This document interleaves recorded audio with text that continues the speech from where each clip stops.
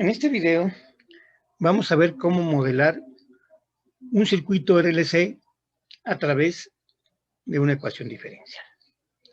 Antes de iniciar la modelación, veamos los componentes de este circuito RLC. Un primer componente es la resistencia, ¿sí?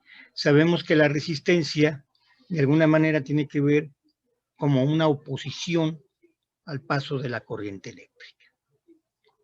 Y sabemos que su caída de tensión es, según la ley de Ohm, I por R. Ahora bien, si yo tengo una resistencia en un circuito de corriente alterna, tanto el voltaje como la intensidad de corriente va a variar conforme al tiempo, y entonces la variación del voltaje respecto al tiempo va a ser igual a la resistencia por la derivada de la corriente respecto al tiempo, ¿sí? Con eso tenemos claramente determinada la variación del potencial en los bornes de una resistencia en un circuito de corriente alterna con esta ecuación. Un segundo componente del circuito RLC justamente es la inductancia, ¿sí? Donde la inductancia L es una característica de una bobina que tiene que ver en cierta manera con la oposición al cambio del campo magnético, ¿sí? Y podemos ver que el potencial es igual, directamente proporcional a la variación de la corriente respecto al tiempo, y esa constante es la reluctancia, la constante de proporcionalidad. Bien, si yo derivo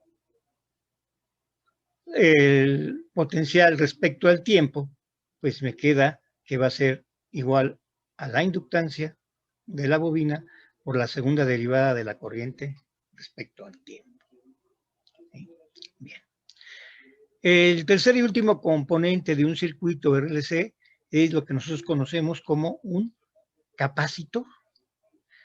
Si vemos la definición de capacitancia, la capacitancia es una constante de este dispositivo y vemos que la capacidad depende de la carga que tiene y la variación de la carga que tiene respecto al voltaje que tiene en sus bornes obviamente es constante, y eso nos da la característica de capacitancia de este tipo de dispositivos llamados capacitores. Si yo quiero conocer en un instante la diferencia de potencial, ¿sí? Pues la despejo, y aquí tengo la expresión que me da la diferencia de potencial en cada instante de tiempo debido a la diferencial que tiene en ese instante. Ahora bien, si yo lo derivo respecto de t, pues tendría la siguiente expresión: 1 sobre c por la variación de la carga respecto al tiempo.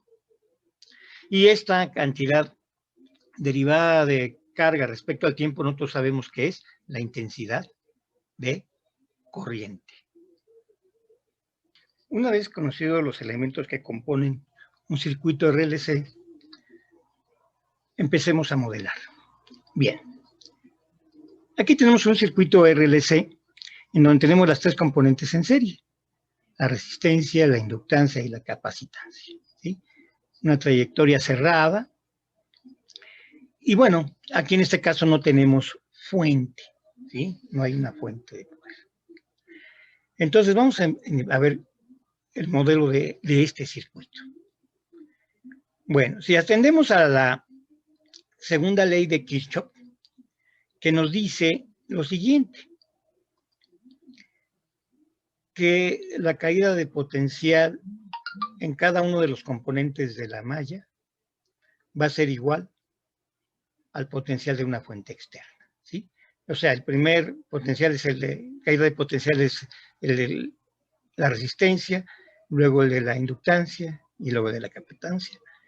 Y este término nos describe la fuente externa. En este caso, como es sin fuente, este término va a ser 0, ¿sí? Como ya sabemos cómo es la caída de potencial de cada uno de estos elementos, ¿sí?, lo podemos escribir de la siguiente manera. Este término es debido a la resistencia, ya lo vimos. Este término es debido a la inductancia. y este término debido a la capacitancia, ¿sí?